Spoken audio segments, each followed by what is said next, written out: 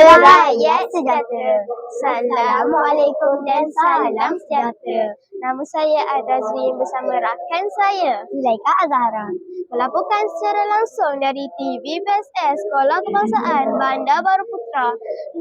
Kami kini berada di lokasi yang paling dinanti-nantikan oleh semua pecinta buku. Bazar Buku Perak 2026.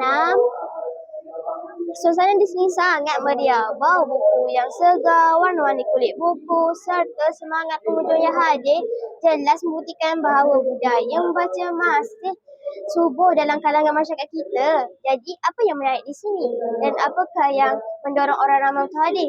Jom kita temui orang pengunjung di sini. Jom.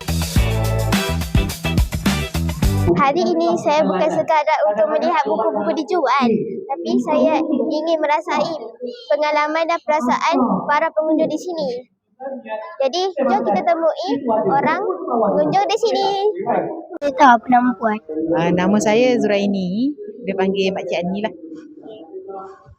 Bolehkah puan cadangkan satu buku yang sesuai untuk bacaan kanak-kanak? Okey, untuk hari ni saya nak cadangkan kepada adik-adik semua boleh dapatkan buku. Kalau cik di sini tak banyak buku untuk bacaan, makciknya banyak buku kerja. Jadi kan untuk kamu-kamu yang nak ambil exam kan, boleh dapatkan buku lembaran PBD ni kan. Jadi baiklah buku ni. Ya. Terima kasih.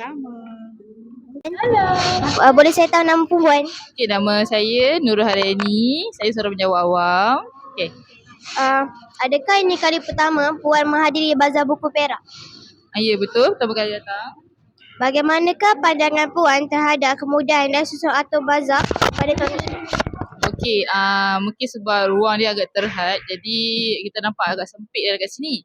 Tapi untuk kalau tengok balik booth yang ada, rata-rata tu saya rasa sesuai je untuk ruang yang ada. Maksudnya buku yang ada pun memang untuk kanak-kanak, jadi tak ada masalah pun situ. Apakah pesanan atau galakan puan kepada mereka yang masih belum berpeluang datang ke sini? Okey, kepada anda semua, jangan lupa datang ke Bazar Buku Perak kerana banyak promotion yang ada tau. And buku-buku yang ada pun best. Rugi kalau tak datang. Okay, ada banyak aktiviti yang ada, semua untuk anak-anak. Dewasa pun ada juga. Jangan lupa datang. Okey. Boleh tak saya tahu nama tuan? Saya Abdul Razak bin Osman. Okey. Apakah perasaan tuan apabila berada di Bazar Buku Perak? Rasa gembira dapat bertemu kawan-kawan dan membaca buku baru. Apakah tujuan utama puan datang ke bazar ini hari ini? Nak cari buku beri untuk anak. Bagaimanakah puan mendapat tahu tentang acara ini? Dari media. Ya. Okey, terima kasih tuan.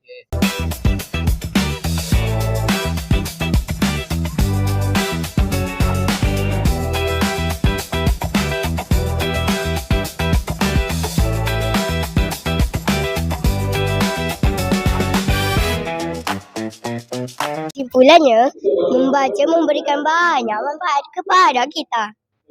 Sekian, terima kasih.